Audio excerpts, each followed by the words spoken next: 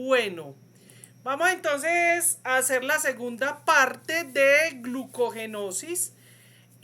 Voy a... Si estoy grabando... Sí. Voy a interrumpir la cámara. Comparto la presentación.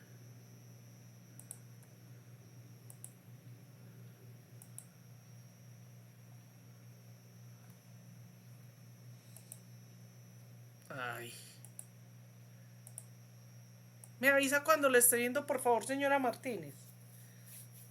Ya se está viendo, profe, la pantalla. Listo.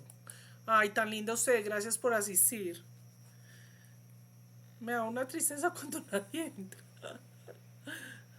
Gracias por asistir.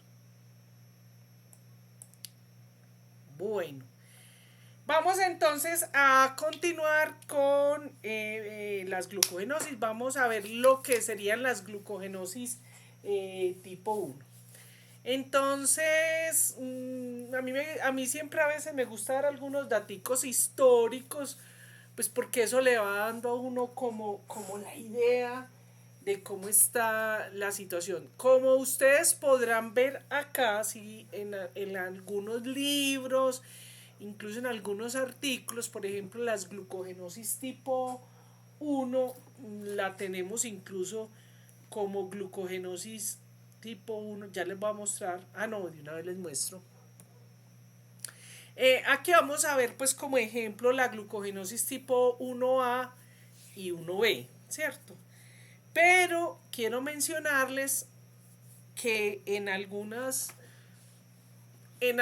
textos incluso, pues ya aparece 4 tipos de glucogenosis. Lo que pasa es que no ha sido muy bien, como digo yo, incluido en los super duros, que son los que hacen eh, toda esta literatura, porque hay muchas cosas, como vemos por ejemplo en la C y la D, todavía no se sabe cuál es el cromosoma, ya hay un gen asociado a la C, se sabe que hay deficiencia enzimática de esto, pero todavía hay cositas que hay por dilucidar, ¿cierto? Bueno, pero quiero como empezarles con una pequeña reseñita histórica, y es que la glucogenosis tipo, estas glucogenosis en general, las glucogenosis fueron determinadas y se describieron o se les dio ese nombre, eh, fue más o menos a mediados del siglo pasado, como en el 52, por el doctor Cori. Cori, o sea, él y su esposa, ¿cierto? Entonces, ellos fueron los primeros en describir esta enfermedad y la pusieron como la enfermedad de von Jirk, y se llamó la glucogenosis tipo 1, de ahí empezó 1, 2, 3. Esta glucogenosis tipo 1 básicamente es una deficiencia de la glucosa 6 fosfatasa, es una enfermedad autosómica recesiva, o sea que necesitamos de papá y de mamá el alelo. Es de las enfermedades que se pueden detectar desde la etapa prenatal. Básicamente esa glucosa 6 fosfatasa lo que va a hacer es que va a afectar la glucogenólisis y la gluconeogénesis. O sea, sacar de los depósitos de glucógeno, alisarlas, sacarlos, y la gluconeogénesis, es decir, tener a disposición esas glucosas que van a salir para que entren a neoglucogénesis, pues a glucogenosis, perdón, gluconeogénesis. Bueno, entonces, esa enzima nosotros la tenemos, evolutivamente fue desarrollada para que pudiéramos, en el momento en que tenemos ayuno, nos provea de glucosa, ¿cierto? ¿Dónde se expresa esta enzima? Esta enzima se expresa sobre todo, ay, Qué pena con ustedes, pero es que a veces como que me inspiro hablando y se me olvida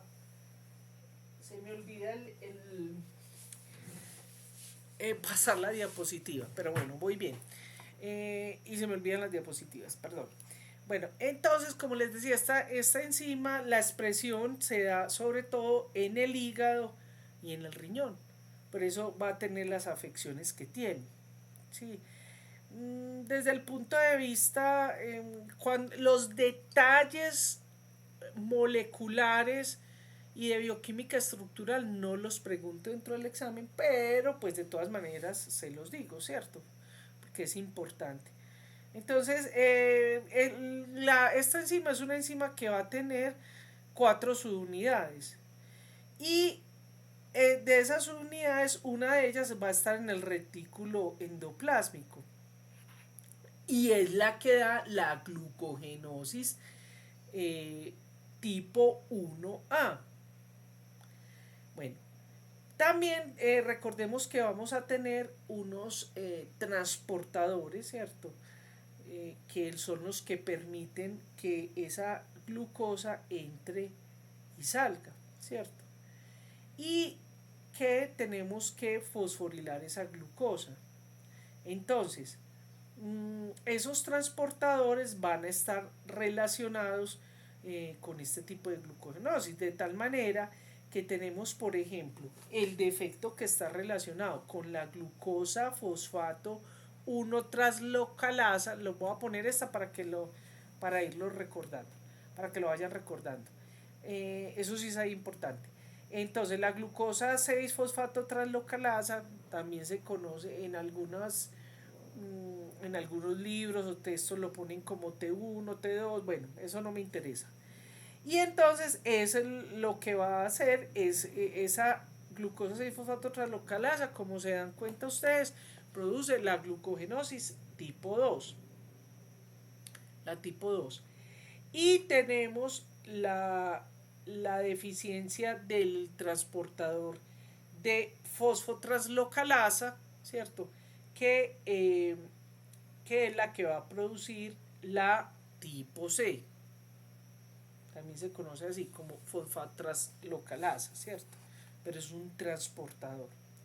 Y tenemos la deficiencia de otra traslocalasa, ¿cierto? Se llama deficiencia de glucosa traslocalasa, que todavía no está muy caracterizada, que es la que se llama la tipo C.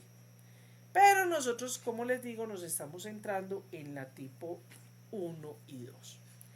Ahora, podemos decir en las 4, ¿cierto? En las 4 dan unas manifestaciones clínicas ocasionadas por esa interrupción, esa afección en la glucogenólisis y en la gluconeogénesis. Bueno, vemos entonces con la tipo 1.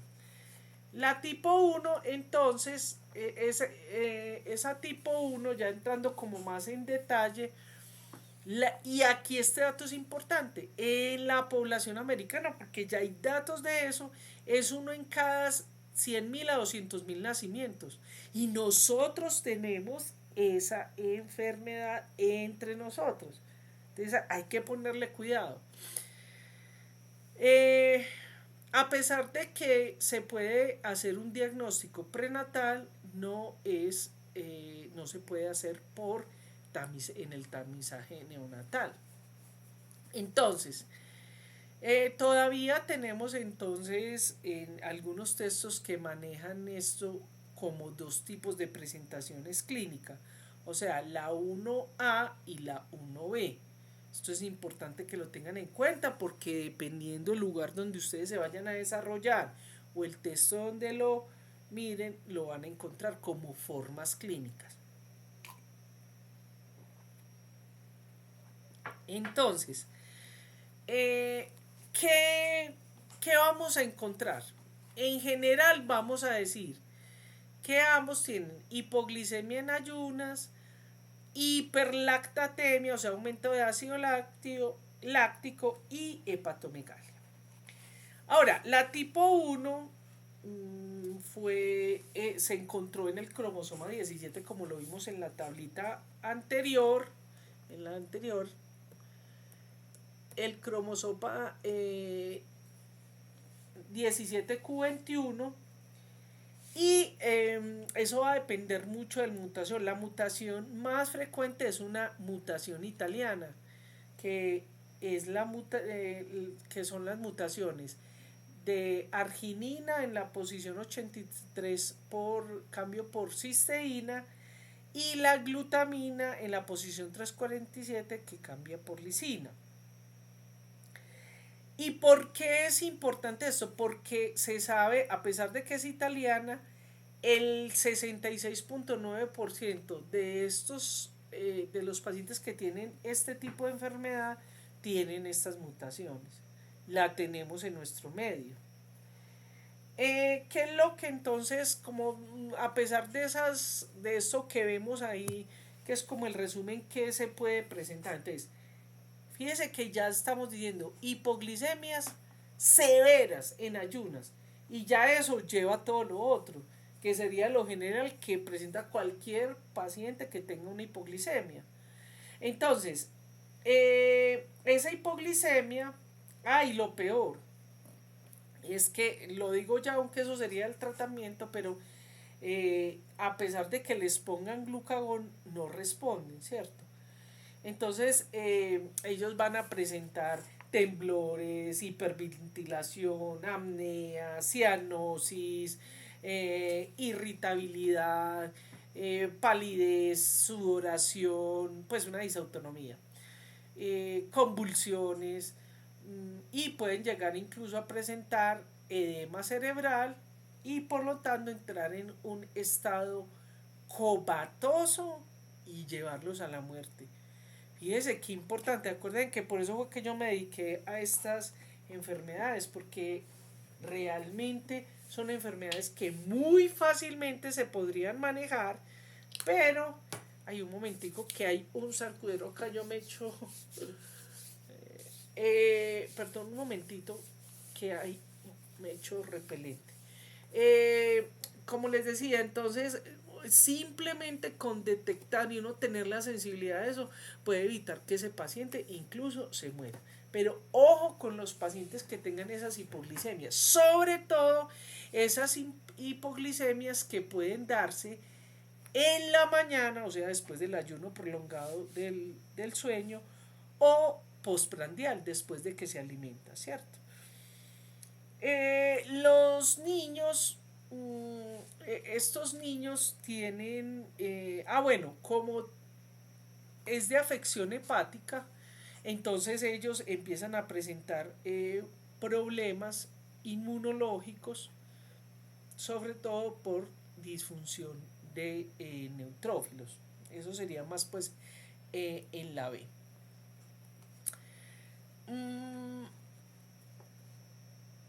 Los niños recién nacidos, algunos presentan incluso la hepatomegalia, ¿cierto? Y inmediatamente nacen, están en hipoglicemia, pero hay otros que pueden no ser inmediatamente, sino unos días después, incluso en meses.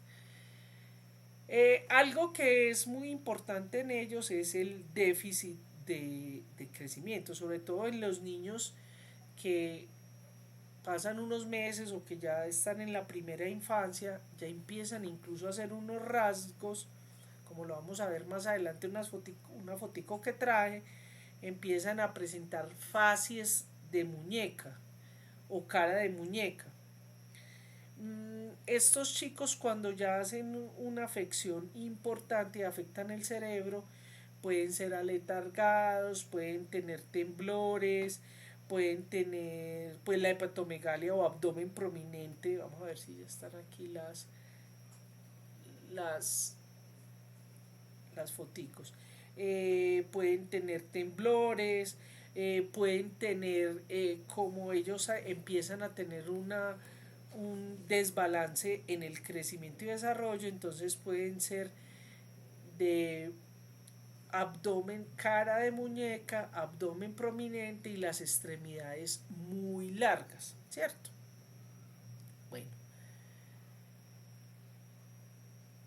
Eh, es importante que en la parte de los niños, eso no lo hacemos mucho acá, pero podría hacerse. Sobre todo la prueba de glucagón no es muy frecuente que la hagan acá, pero sí se puede hacer la prueba de adrenalina, ¿cierto? Entonces, básicamente lo que va a suceder en esta prueba normalmente que se hace es que se va a incrementar el ácido láctico en sangre eh, en vez de los niveles de azúcar, pero no, eh, desafortunadamente aquí no se hace, pero ustedes pueden empezar a buscar hacerle esto.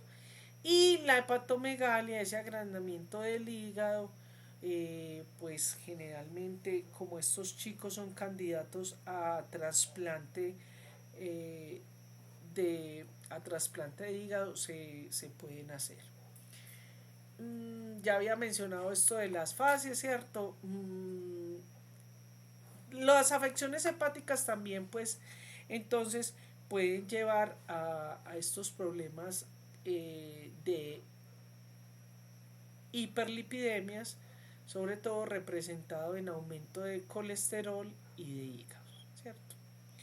Bueno,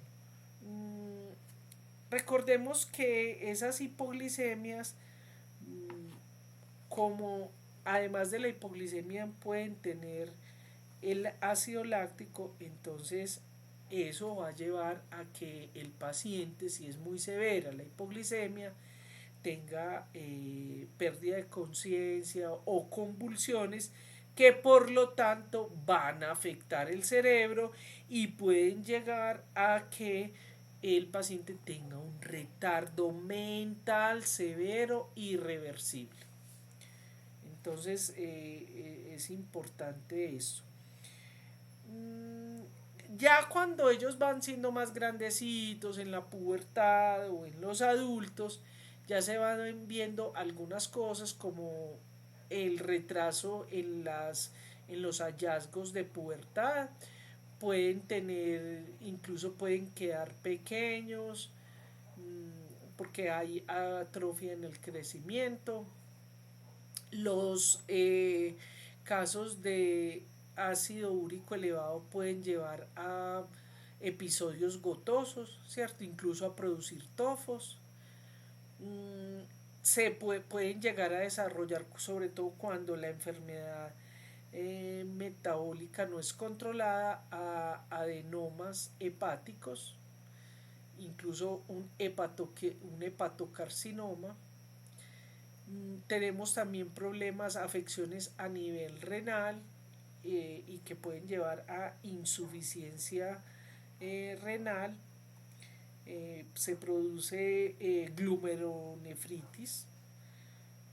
Tenemos también problemas a nivel de fibrosis intersticial, que va a hacer que la insuficiencia renal sea más severa.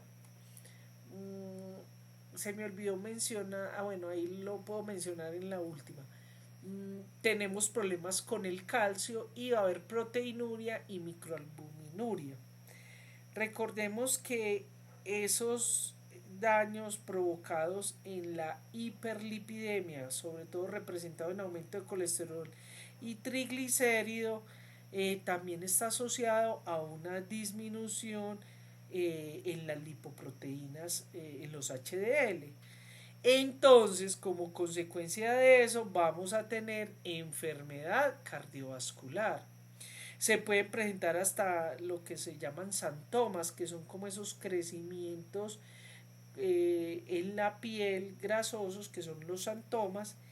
Y en caso de ser muy elevado, se puede complicar con una pancreatitis, que lo vamos a ver representado en elevación de las enzimas pancreáticas, amilasa, lipasa, tripsina, etc. Bien. Ay, ¿qué pasó acá? Me devolví. Vamos al diagnóstico. Entonces, el diagnóstico, como esto se pueden presentar desde la desde la etapa intrauterina, pues se puede detectar en la gestación, entonces se puede hacer por amniocentesis o estudio de las vellosidades coriónicas. Como no se puede detectar el déficit de la enzima glucosa 6-fosfatasa y por eso entonces no se puede hacer, no están dentro del tamizaje neonatal. Se puede hacer por molecular.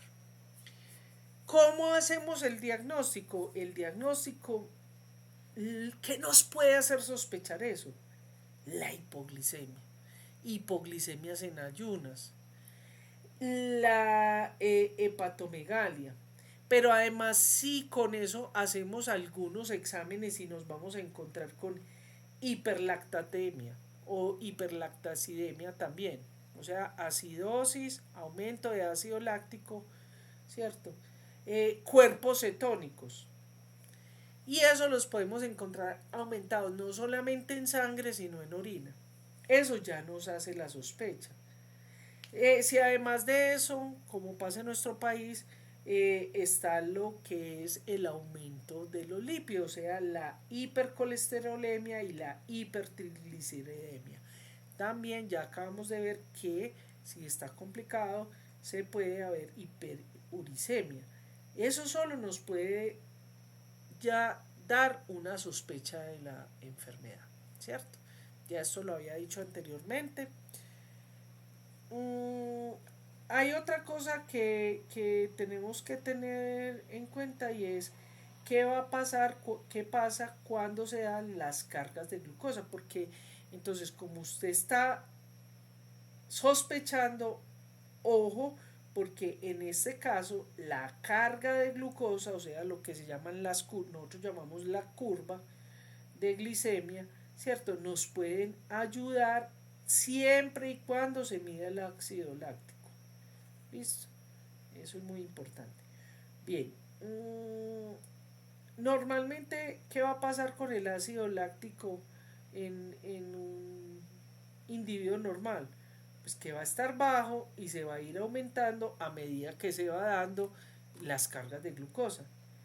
En cambio, en estos pacientes, después de que se da la carga de glucosa, se disminuye el ácido láctico, se aumenta la glicemia y se aumenta el ácido láctico. Bueno, ¿cómo se hace ya el diagnóstico confirmatorio?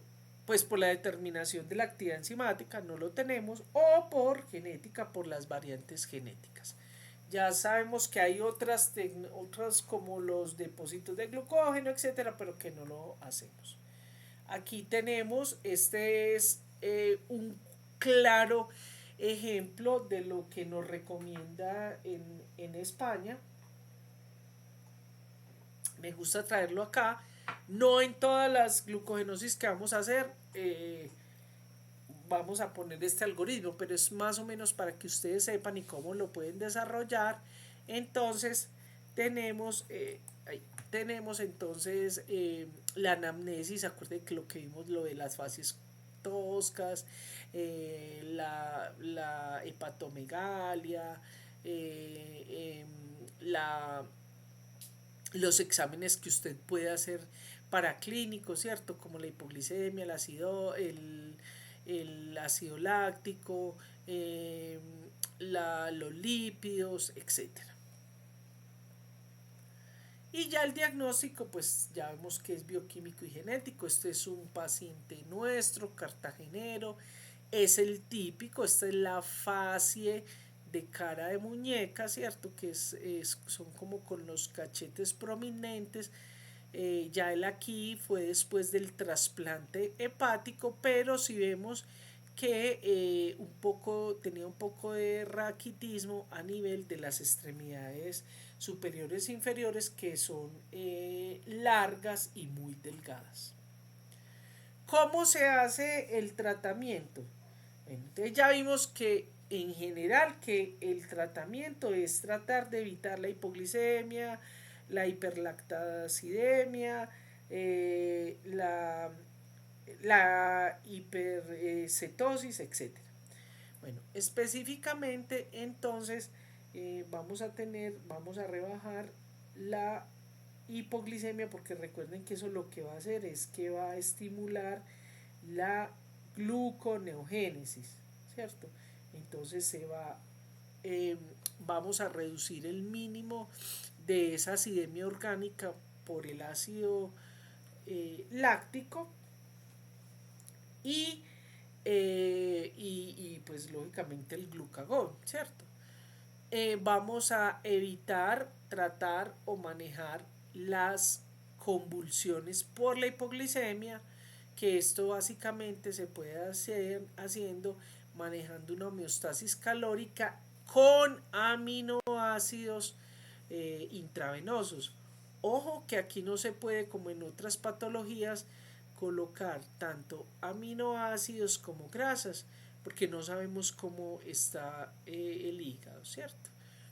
Bueno, los alimentos entonces, la, el tratamiento, no hay un tratamiento específico, sino que es el manejo de la alimentación y básicamente es elevando el almidón, fécula de maíz, se va a dar generalmente almidón de maíz o fécula de maíz, algunos lo hacen incluso con yuca, bueno, en fin. Y básicamente la idea es que los intervalos de alimentación con carbohidratos complejos sean cada 2 horas y media o cada 3 horas y media, ¿cierto? Máximo pues cada 3 horas. Y esta es de las enfermedades que requieren hacer entonces administración nocturna por sonda. Hoy en día hay bombas en nuestro medio, hay bombas nasogástricas para dar esta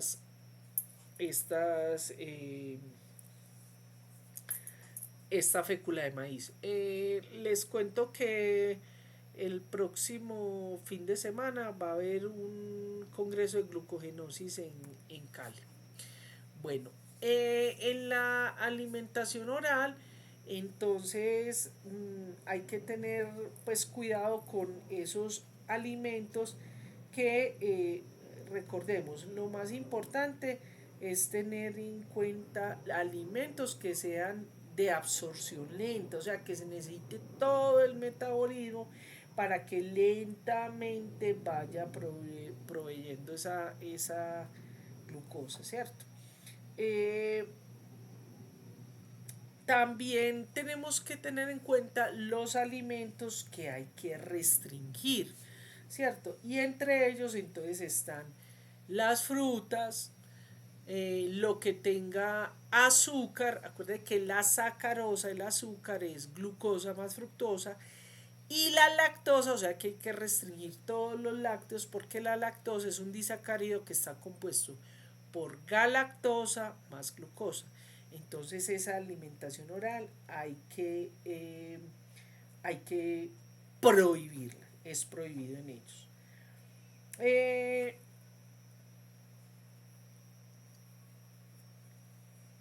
Quiero mencionarles que hay algunos estudios que se pueden hacer alternativos, ¿cierto? Donde esta es de las pocas como enfermedades que se puede hacer. En algunos países hay polimorfismos en el fragmento de restricción, SNPs, o polimorfismo de cadena simple. Hay algunos países que hacen la secuencia alelo específica y nosotros lo que tenemos es secuenciamientos por paneles. Bueno, vamos a pasar entonces ahora a la glucogenosis tipo 2 o enfermedad de Pompe. Como les digo, ya vamos a ir dejando un poquito atrás la metodología donde se tienen pues los protocolos que hay en algunos países. Ya hay algunas cositas como desde las generalidades hasta las glucogenosis que hemos visto que ya podemos ir pasando sin mucho detalle bioquímico. Entonces la glucogenosis tipo 2 o enfermedad de Pompe, aprovecho para decirles que les recomiendo que vean la película la pueden conseguir en internet, que se llama Decisiones Extremas con Harrison Ford. Eso habla sobre el desarrollo de la terapia. Esta es de las pocas enfermedades huérfanas y errores innatos del metabolismo que tienen una terapia específica, que es la terapia de reemplazo enzimático. Entonces la película se trata de cómo fue el desarrollo de esta terapia, y ahí en la plataforma hay algunos videos con los originales del científico que ayudó a desarrollar esto. Bueno, entonces la enfermedad de Pompe, yo siempre coloco esta ayuda porque es muy impresionante, porque son pacientes que pueden estar, que incluye todo, o sea, incluye niños, adultos, eh, diferentes razas, pero que detectándose a tiempo puede hacer, o estos niños que han sido tan afectados y están con respiración asistida, algunos que incluso fallecen de no ser diagnosticados, otros que pueden vivir completamente normal. La enfermedad de Pompe y las que vamos a ver hoy en día tienen muchas formas de encontrarlas, pero sobre todo las conocemos como la enfermedad de Pompe o la glucogenosis tipo 2. Entonces, esta es una enfermedad que básicamente se conoce la característica que englobaría todo lo que es la enfermedad de Pompe. Es una enfermedad que afecta, que tiene una afección neuromuscular progresiva, multisistémica y debilitante. Ojo, porque eso lo pregunto en el examen. Mire que yo pongo aquí esto porque miren una persona afro, ¿cierto? Y una niña súper caucasoidea, ambos con enfermedad, adulto, joven, ¿cierto?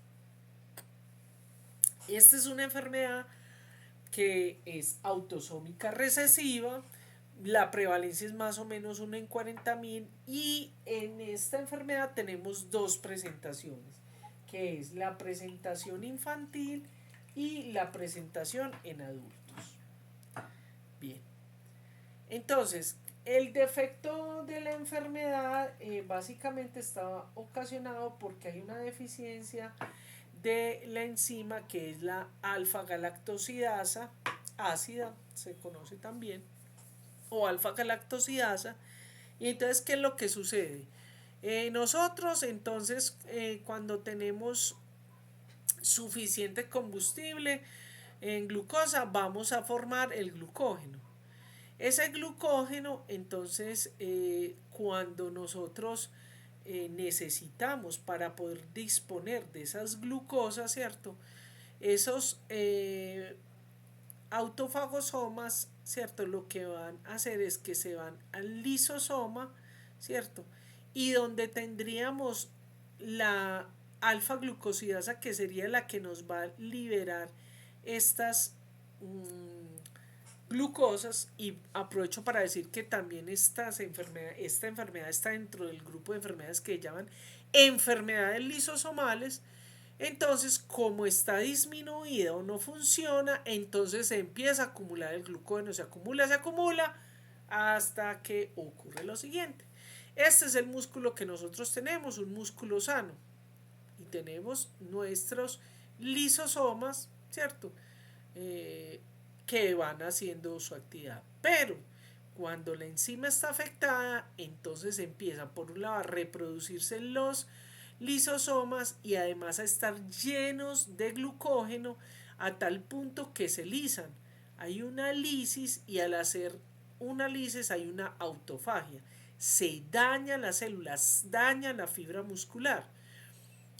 Aquí es importante decir que aquí en este punto casi que podríamos decir que está reversible. A ver, recordemos que estas células musculares se van a ir, se van reproduciendo, si se van dañando, la fibra que está dañada ya no hay nada que hacer, pero van saliendo nuevas fibras. Pero cuando ya es muy masivo, ¿cierto? Hay un daño muscular irreversible a tal punto que no se puede tener una reproducción de ese músculo y por eso ellos tienen los músculos atrofiados, ¿cierto? Eh,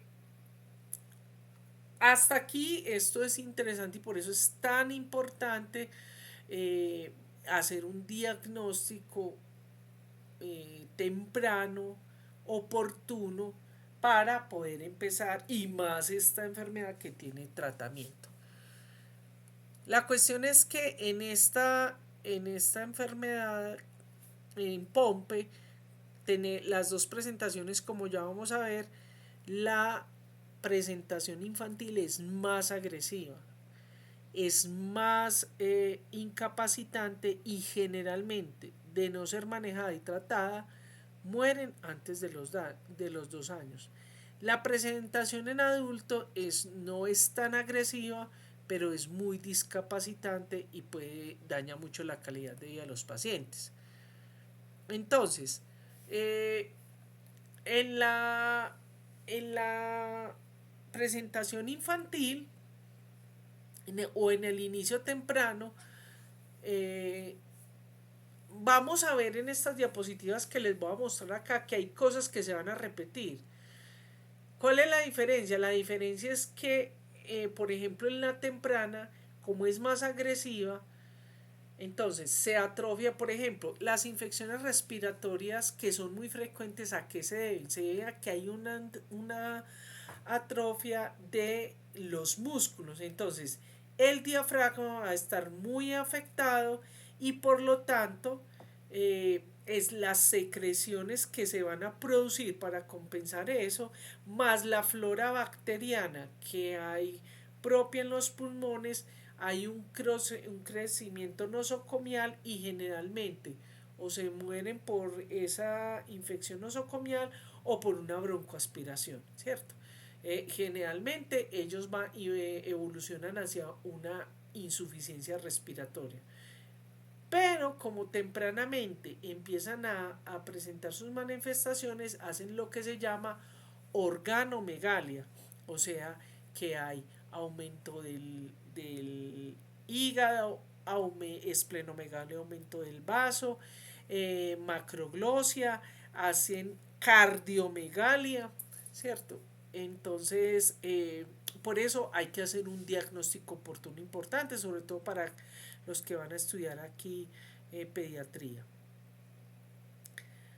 También tienen problemas para alimentación, porque lógicamente no pueden, pues, todo el aparato, eh, toda la cavidad oral, el aparato respiratorio superior, como hay una atrofia muscular, entonces, y fuera de eso hay pues hay un retardo en el crecimiento y desarrollo, ¿cierto? Esa dificultad de alimentar va a incrementar esto. Además de esto, van a haber algunos, incluso individuos que tienen, sobre todo los bebecitos que tienen una maniobra de muñeco de trapo, aquí también le dicen maniobra de ranita, que es los pies y las extremidades que se van hacia atrás cuando usted los coge de la cintura o se van hacia un lado, ¿cierto? Y los niños que empiezan ya a caminar, entonces pueden tener incluso movimientos atáxicos, pueden tener algunos daños también. Como tienen problemas en el músculo respiratorio, entonces rápidamente se cansan, no pueden hacer ejercicio. Muy frecuente en los pacientes con Pompe que tengan ortopea y apnea del sueño, lo que los lleva a otras manifestaciones como dolor de cabeza al despertarse, que eso lo puede hacer a uno olvidar los sonidos. La ortopnea es muy importante. Se empiezan a ver problemas como escoliosis, escápulas aladas, el dolor muscular y caídas frecuentes que los pueden llevar a fracturas y contracturas. Aquí vemos la maniobra de muñeca de trapo, donde los bracitos, la cabeza, todo se va hacia atrás y esto es progresivo y cada vez va aumentando. Entonces vamos a tener problemas con el corazón, desarrollando una cardiomiopatía que puede llevar incluso a una valvulopatía. Y lógicamente problemas respiratorios, sobre todo por el músculo diafragmático. La mayoría de pacientes en la edad infantil quedan entonces con respiración asistida, son niños que mueren antes de los 2 años, generalmente por infecciones nosocomiales. Bueno, en el tardío vamos a ver, es lo mismo que acabo de mostrarles, se presentan solo que es en un proceso más lento, va deteriorando crónica y paulatinamente al paciente. Una de ellas es, por ejemplo, la maniobra positiva de Gover, es decir, como se van atrofiando todos estos músculos, ¿cierto? Entonces la persona no se puede levantar. Por ejemplo, si usted la acuesta y la va a levantar, ella se tiene que levantar como en un rollito porque no es capaz de levantar el abdomen y luego sentarse. Lo mismo cuando están acostados, que es la maniobra positiva de Gover, lo que hacen es que se paran como una arañita para poderse levantar, porque el resto la debilidad muscular no se los permite. Aquí claramente vemos la escoliosis y lo que se llaman las escápulas aladas. Hay diagnóstico diferencial para estas enfermedades, como por ejemplo la polimiositis. La enfermedad de cintura es muy frecuente, y ya de ahí en adelante otro tipo de enfermedades mitocondriales, enfermedades, otro tipo de enfermedades que incluyan estos sistemas. ¿Cuál es, cómo se hace la prueba diagnóstica? Aprovecho para decir que cuando ustedes tengan una sospecha, por favor llamen, yo los conecto para que les puedan medir la actividad enzimática, donde básicamente se mide la alfa glucosidasa ácida, y eso se hace en papel filtro. Incluso dependiendo cómo leen, generalmente las farmacéuticas que ofrecen estos tratamientos apoyan con el diagnóstico, incluso hasta el molecular. Bueno, se puede hacer diagnóstico prenatal. Esta es una de las pruebas que se recomienda que se haga se incluye en el tamizaje neonatal, pues porque cumple todos los criterios, tiene formas infantiles, se puede prevenir el deterioro del infante, entonces, y se puede poner la terapia de reemplazo enzimático. Bien, sin embargo, tenemos algunas pruebas diagnósticas que les pueden hacer sospechar, y entonces usted puede encontrar desde a nivel cardíaco, por ejemplo, con un ecocardiograma, un electrocardiograma, con los rayos X, con una resonancia magnética simple. Usted puede empezar a ver cambios que le pueden hacer sospechar. A nivel pulmonar, con una espirometría, con una polisomnografía, usted puede sospechar que hay eso. Pruebas paraclínicas como la CK o la CPK aumentada, las transaminasas aumentadas. En algunos países, aquí hasta hace unos años, se hacía oligosacáridos urinarios, donde se presentan aumentados. Vamos a ver la glucogenosis tipo 3 o la enfermedad de Cori. Entonces, ¿esto por qué me quedo acá? Bueno, la glucogenosis tipo 3 es la deficiencia de la 1,6-glucosidasa o enzima desramificante, que se llama también enfermedad de Forbes o enfermedad de Cori. Entonces, esta enfermedad fue descrita a mediados del siglo pasado, ¿cierto? Como les digo, se llama Cori o enfermedad de Cori o de Cori-Forbes, ¿cierto? Porque, pues como en honor al médico que describió la parte clínica, es una enfermedad autosómica recesiva, es una la mutación está en el cromosoma 1, el gen es el AGL y básicamente, ¿qué vamos a tener? Vamos a tener deficiencias en las enzimas, en la enzima que está relacionada con sacar a partir del glucógeno esta, la glucosa, ¿cierto? Bien, o sea, la enzima de ramificante. Aquí la vemos, esa enzima de ramificante que es la que nos va a sacar la glucosa, ¿cierto? Bien. Esta enfermedad es aproximadamente, tiene una incidencia de 1 en 100.000 como las otras, tampoco se puede detectar. Y aquí quiero mencionarles que existen 4 tipos en esta enfermedad, que la A, B, C y D. Entonces, la A y la C afectan el hígado y el músculo, mientras que la B y la D solamente es hepática.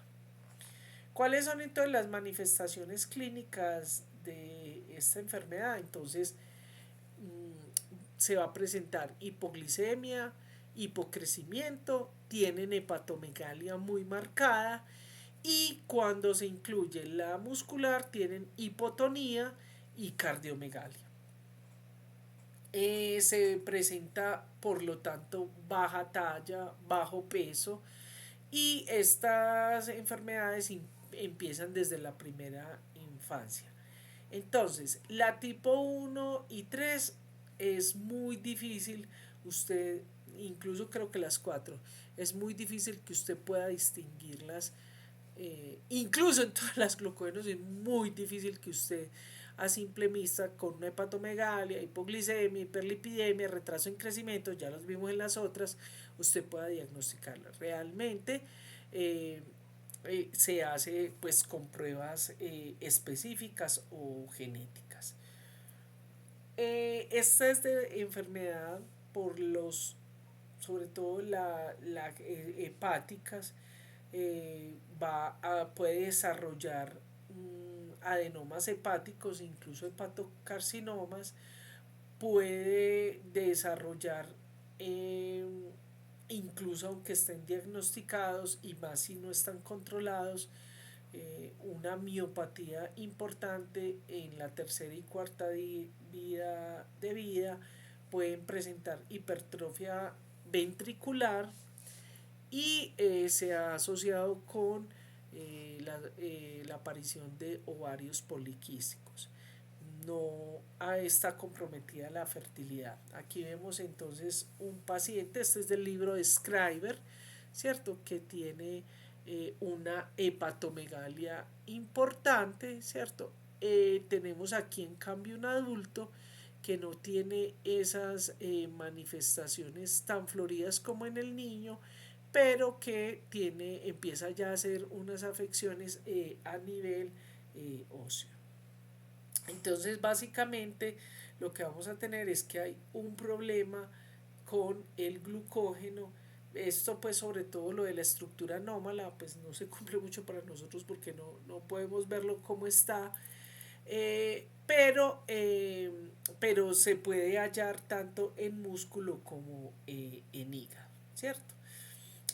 ¿Cómo se lo vamos a diagnosticar? Entonces tenemos unos aspectos clínicos, ya los vimos, o sea, la hepatomegalia, el hipocrecimiento, o sea, esas manifestaciones clínicas hacen el diagnóstico clínico y la sospecha.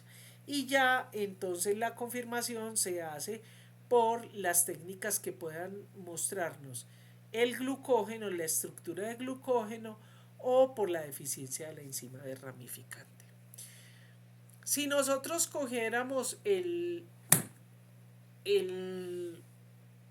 protocolo, algoritmo que nos proponen en España, fíjese que simplemente con ver las pruebas de laboratorio podríamos ver que tiene hipoglicemia, que tiene acidosis láctica, que tiene cetosis y que tiene cetonuria, ¿cierto?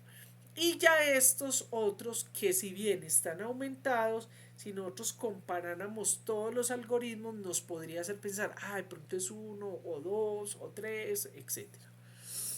Bueno, aquí es muy importante lo de las respuestas a glucosa y a glucagón, ¿cierto? Fíjese que en respuesta a la carga de glucosa tenemos aumento de ácido láctico y de glucosa. Al glucagón postprandial, o sea que simplemente después de que le dan la carga, el lactato cero y se aumenta la glucosa. Y cuando es en ayunas, entonces lactato y glucosa cero. Ya para la determinación si es A, B, C, entonces se hace la determinación de la actividad enzimática más las manifestaciones clínicas. Entonces, si hay una actividad enzimática disminuida de la amilo 1,6 glucosidasa y tiene las manifestaciones en hígado y en músculo, entonces podemos sospechar de que sea A y C. Y en cambio, si es solamente en el hígado, entre B y D. Ya sabemos que las muestras pueden ser de hígado de músculos, pero también se puede hacer a través de eritrocitos y sangre total. En las biopsias hepáticas, esto lo indico netamente ilustrativo, se puede, bueno, la fibrosis sí se puede mirar, pero lo que tiene que ver con el glucógeno, ¿cierto? Que son las vesículas de retículo endoplásmico con glucógeno y lo que se llama depósitos de colágeno en el espacio de Dice, pues no lo podemos ver. La fibrosis y la esteatosis puede llegar a diferenciar si es tipo 1 o tipo 2. Aquí vemos un ejemplo, ¿cierto? Claramente de por histología. En el diagnóstico, entonces, lo que tenemos son o pruebas enzimáticas por el cultivo de fibroblastos, y lo que se hace aquí en Colombia, que básicamente es pruebas moleculares. Esta se puede incluir dentro del tamizaje neonatal. Aquí tengo esta diapositiva que es pues muy buena para la parte de los diagnósticos diferenciales entre las diferentes glucogenosis. Bueno, vamos a hacer otra pausita que ya... Ay, no, espera un momentico. Ay, no iba a hacer el tratamiento. Perdón. Es que vi la hora y está como tardecito. Bueno, ¿cómo es el tratamiento? Entonces aquí el tratamiento tenemos que tener dietas altas en proteínas, que es lo que va a permitir la homeostasis calórica, ¿cierto? Y ¿qué vamos a hacer con eso? Que haya gluconeogénesis, ¿cierto? La glucosa intravenosa en este tipo de glucogenosis no es indicada. Puede llevar a su paciente a unos cuidados intensivos. Es muy importante el manejo de la dieta, sobre todo cuando se presenta en niños, para hacerlo de acuerdo al crecimiento y el desarrollo. Importante, hay que dar la vitamina D, ¿cierto? Para que no presenten esos problemas de, de raquitismo que a veces presentan los niños. Bueno, el manejo de la dieta no es tan exigente como vemos en algunas glucogenosis, donde hay que restringirle casi todos los alimentos que provean glucosas o ciertos carbohidratos monosacáridos. Lo importante es que hay que dar la suplementación de almidón tanto o la fécula de maíz, como se quiera llamar, en la alimentación, por un lado nocturna, ¿cierto? Y por otro lado, que no evitar que tengan ayunos. En esta glucogenosis tipo 3 no hay restricción para fructosa o galactosa. Una de las actividades que más se hace interna, pues en otros países es el trasplante hepático, sobre todo cuando ya hay una fase, una afección o un compromiso hepático importante. Bueno, entonces, como vemos, el tratamiento en estos chicos es, eh, es muy importante, esa alimentación eh, regulada, y hay que hacer restricción de la actividad física. Pero ojo, no quiere decir que se va a suprimir la actividad física, sino que cuando el paciente va a hacer esa actividad física, que debe ser regulada y monitoreada, muchas veces incluso con manejos de glicemia, hay que hacer dietas altas en proteínas o grasas, pues para permitir que puedan tolerar el ejercicio. También es muy importante como algunos de estos alimentos van a proveer alimentos que se puedan restringir con respecto a los carbohidratos, ¿cierto? Entonces es muy importante dar suplementación de vitamina B12, de vitamina B2, vitamina B6, aunque pues parece que no mejora mucho, pero yo sí recomiendo darlos. Bueno, vamos entonces a hacer una pausita. Eh,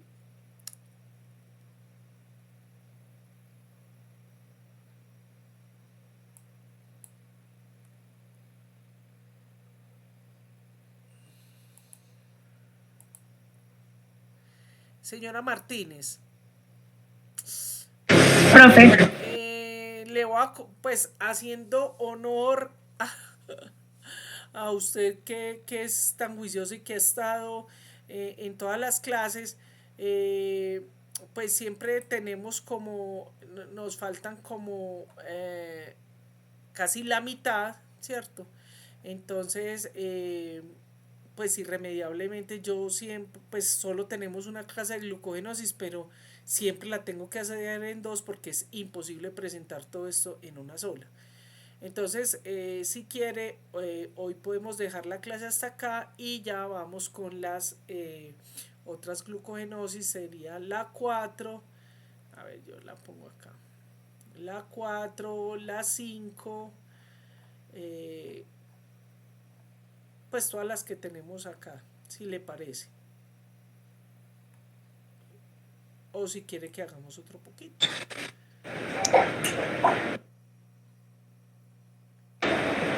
pues podríamos seguir con la cuarta Sí, y ya hacemos la dejamos. 4 y paramos. Sí, Perfecto. profe. Vamos a hacer la 4. No es tan larga tampoco. Listo. Yo le agradezco mucho su compromiso. Que pasa es que también es para no cansarlos. Vale. Listo, profe. Bueno. Sigamos entonces con la glucogenosis tipo 4. Ay, creo que interrumpí la presentación de pantalla, ¿cierto?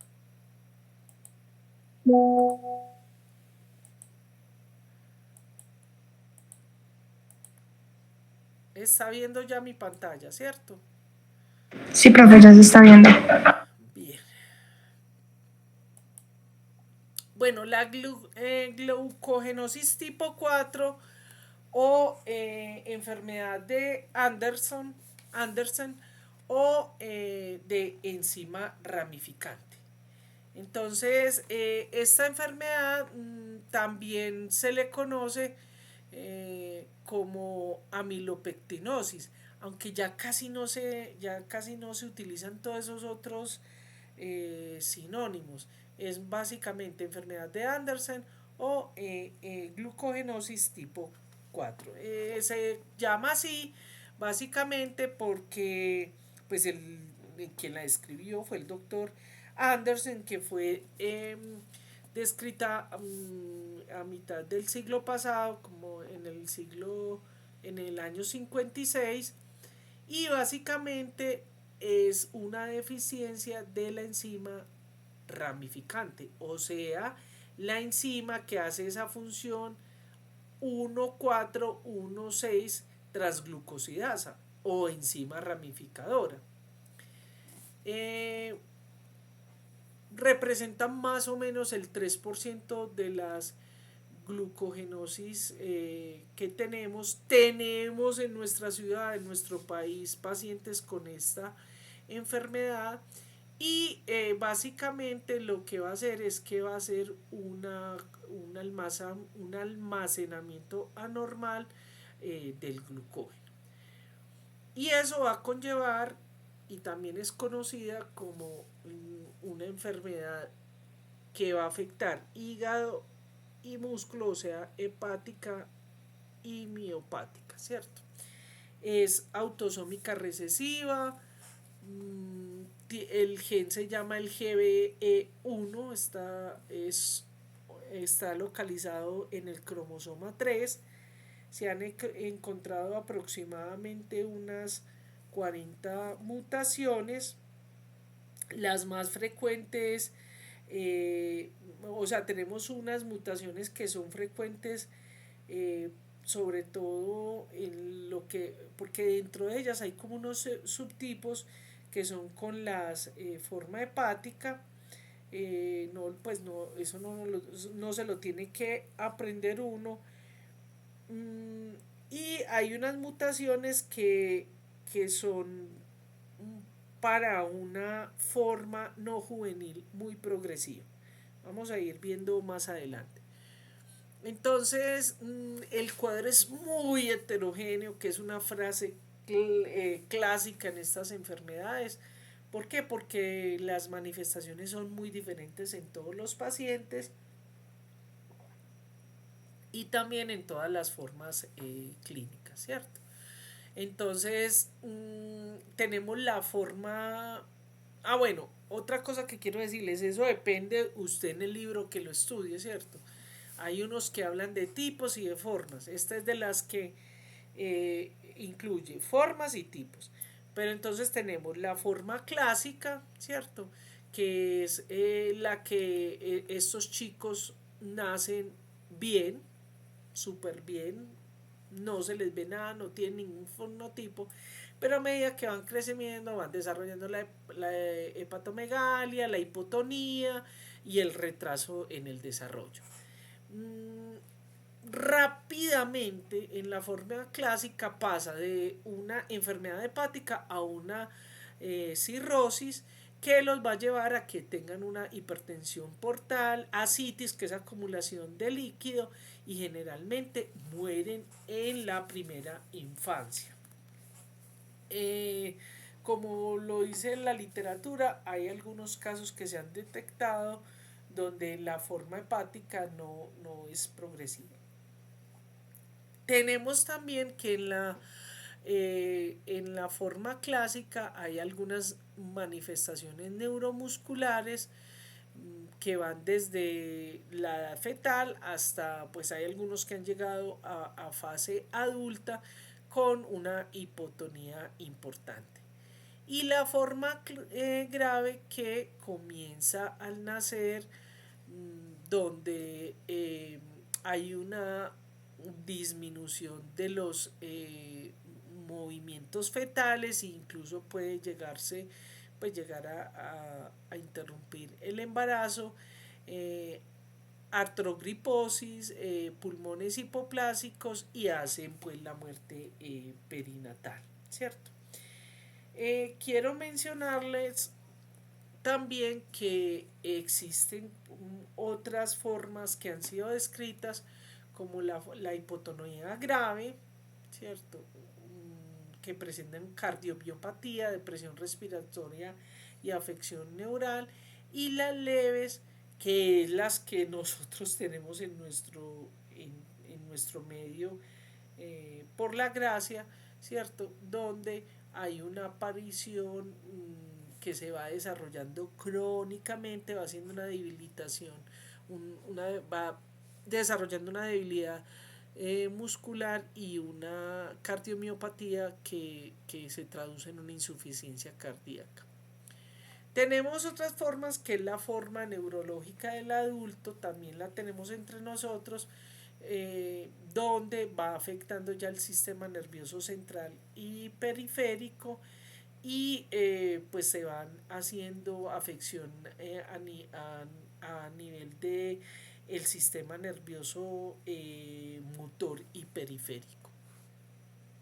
Bueno, entonces en las tipo perinatal fetal, entonces vamos a tener que se dicen algunos textos que es la forma más grave, es de los errores innatos del metabolismo que se manifiestan antes del nacimiento, se pueden detectar. Y esto, sobre todo, quiero hacerle énfasis para los que se vayan a dedicar a ginecología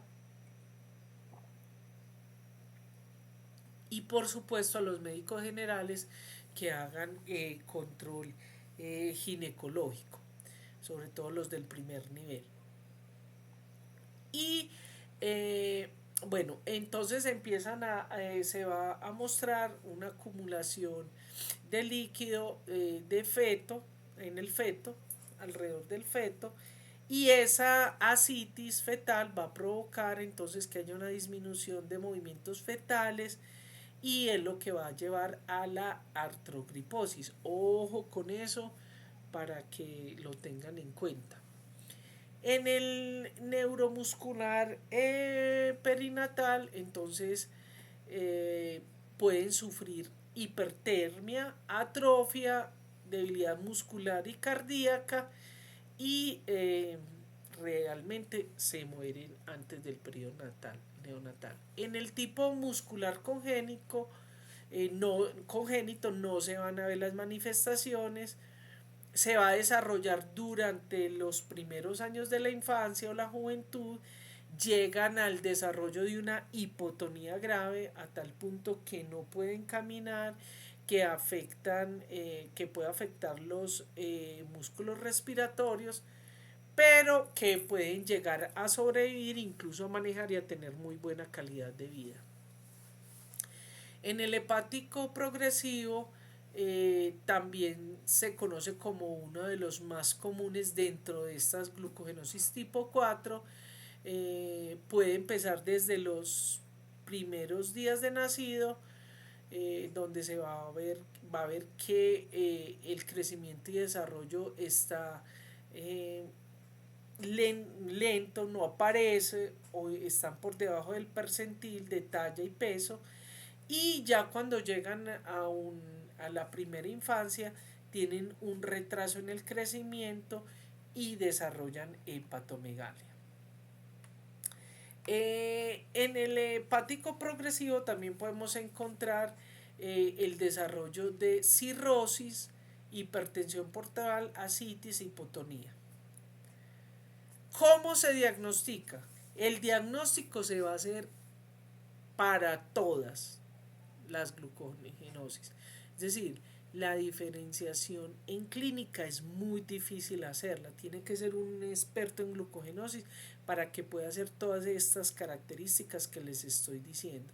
¿Cómo se hace? Se hace con, y esto es muy importante en los errores innatos del metabolismo, en el mundo y en países desarrollados, se hace a partir de hallazgos bioquímicos, porque son errores innatos del metabolismo, es decir, biomarcadores bioquímicos, ¿cierto? Entonces podemos tener exámenes paraclínicos de laboratorio que nos indiquen eso, pero también se puede hacer a partir de las biopsias de hígado, haciendo la detección de el glucógeno anómalo. La confirmación se hace por enzimas, deficiencia de las enzimas que se pueden hacer en hígado, en músculo, pero también en eritrocitos y fibroblastos. se pueden detectar en cultivo de células amnióticas. ¿Cuál es el diagnóstico diferencial? Muy importante: galactosemias, el hidros fetal, las tirosinemias, ¿cierto? Y pues hay una cantidad de errores innatos del metabolismo que pueden presentar eso, incluso las mismas glucogenosis. ¿Cuál es el manejo y tratamiento? No hay, no existe. Se ha recomendado para las que están más afectadas trasplante de hígado. De hecho, se han hecho en algunos pacientes. La, el pronóstico de vida es malo para las formas clásicas, las formas perinatales o de la primera infancia, que generalmente son más agresivas. Para las que superan la primera infancia, son más